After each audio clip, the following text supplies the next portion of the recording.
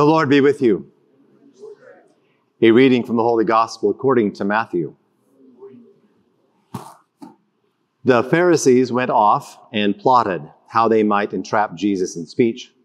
They sent their disciples to him with the Herodians, saying, "Teacher, we know that you are a truthful man, and that you teach the way of God in accordance with the truth. And you are not concerned with anyone's opinion, for you do not regard a person's status. Tell us then, what is your opinion? Is it lawful to pay the census tax to Caesar or not?" Knowing their malice, Jesus said, "Why are you testing me, you hypocrites? Show me the coin that pays the census tax." Then they handed him the Roman coin, and he said to them, "Whose image is this and whose inscription?" And they replied, "Caesar's." At that he said to them, "Then repay to Caesar what belongs to Caesar, and to God what belongs to God." My brothers and sisters, the gospel of the Lord. As many of you know, we preach in series here at Blessed Sacrament. So, 4, 5, 6 weeks around a thematic that uses the regular readings of the church in order for us to kind of move forward on a topic that seems important to the congregation, it's certainly important to the preachers, hopefully important to the world at the moment. So we're in week 3 of a preaching series called Weather Report, Hope in a Climate of Anxiety. And so when we planned this, we were thinking, there's probably things going on in the world, the Ukraine-Russia conflict, but in the time we planned it, and now there's even more things to be anxious about. There's, the ongoing climate crisis, but certainly also what's happening in the Holy Land as well as all the personal stuff that we go through all the time. So this has been a chance for us to look for hope, because as Christians, that's what we're called to do, and to look for hope even when things look very hopeless.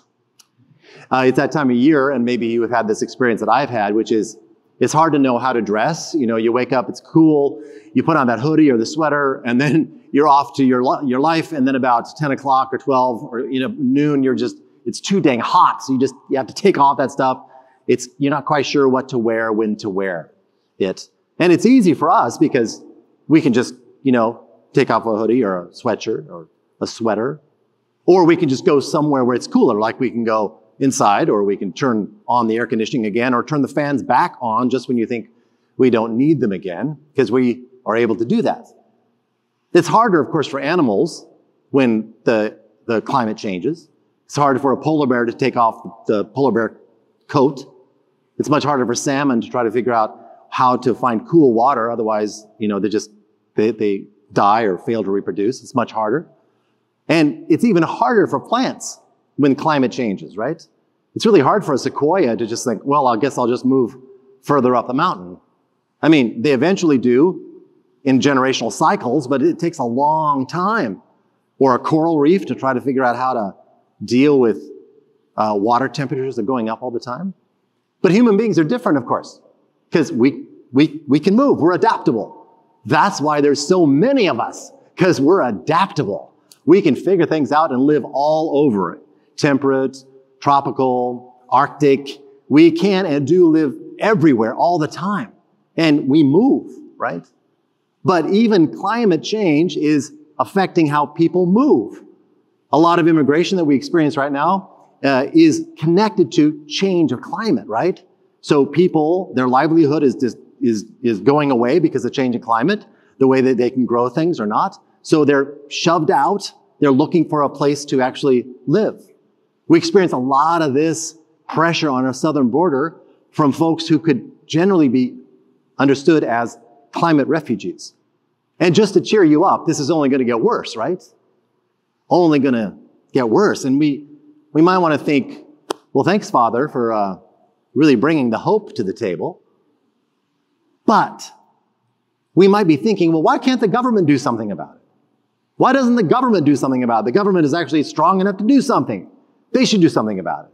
Or perhaps if you're a believing person, like many of us, well, why isn't God doing something about it? It's his creation. He should be attached to the salmon and the sequoia. He should do something about that to save the salamanders. He should be doing something about it. Or maybe God could use government for once to do something good.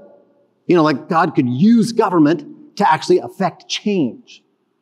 That would be great. And there are times that that's happened, of course. Of course, there's times that that's happened.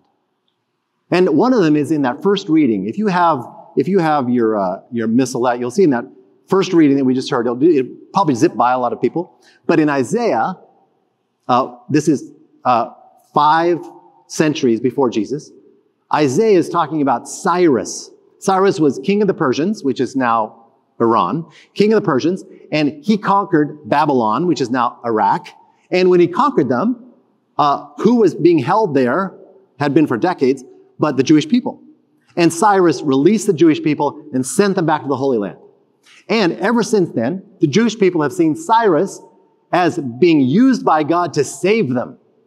The government saved them, right? This is a huge example of Cyrus being used by God in the eyes of the Jewish people to restore the people, to really make this big change, that is actually possible. Actually possible. So with that in mind, you see the story about Jesus, this kind of very short story about Jesus, which is also about politics and government and Jesus and believing and all the kind of packed into a tiny little story. So again, if you have a missalette, you might want to follow along because I'm going to take some pieces apart in this tiny little story.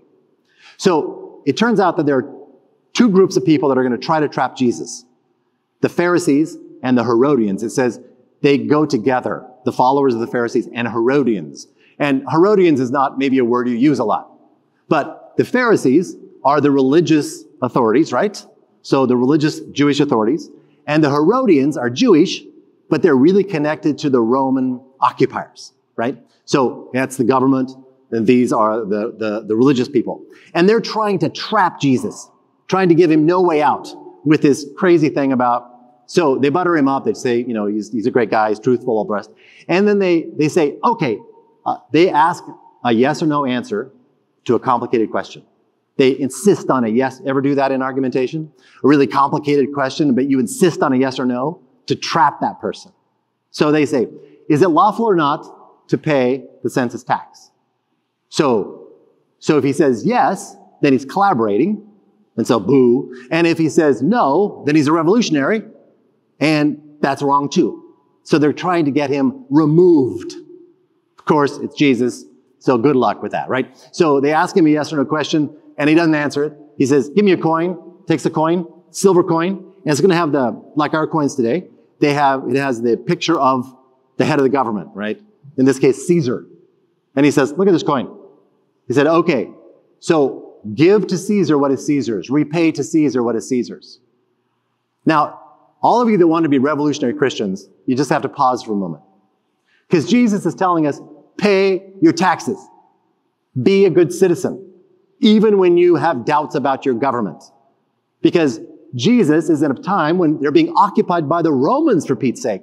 They're being oppressed. The foot is on the neck, right?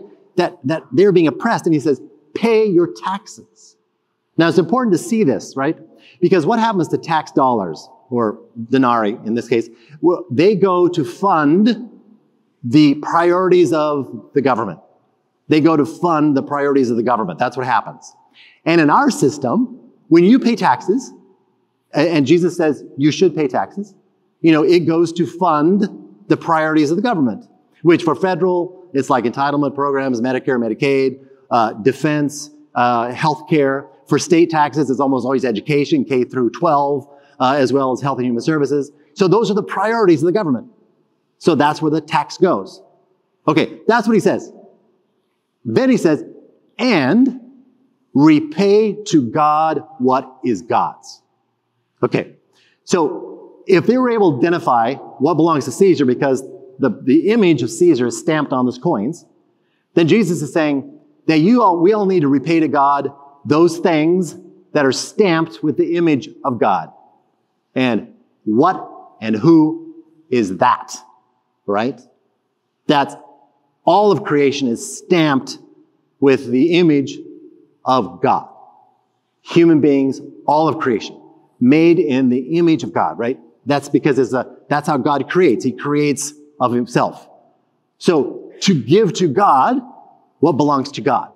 Now, stay with me because I know this is complicated, but it's a short reading and it's important for us to see what's being set up here, right? So give to Caesar, give to God. And God is the government, and he's going to spend us, the image of, due to his priorities. He's going to pour us out on what's important to him. If we say, yes, I want to be spent by God. I want to say, yes, spend me to your priorities. And God's priorities, look around, is his creation. God's priorities are you and me and salamanders and salmon and all that stuff. We're that priority that God wants to pour us out on, to support, to pay attention, to bring to fullness, to be involved with, to be engaged with. Okay. So if that's what's being said in this small piece of the gospel that we believe is inspired word that will bring us to life, how do we do that in our own lives? I'm going to give you just one simple kind of takeaway. And that is, write to your elected officials and tell them what you want done. If climate change is giving you anxiety, then write to your elected officials. I have a brother who is an elected official, and when he started this kind of work, he's a congressman, and he said, you cannot believe how important it is to hear from people. He said, that's the only reason elected people in our system do anything, is because their constituents badger them. Letters, phone calls, emails. It seems like that wouldn't work. It's the only thing that works. So again, get engaged, get involved. Really make it a priority. Say, no, I want to be spent by God on what's important. And his creation being that. So we could mitigate anxiety, bring up hope by engaging and being involved.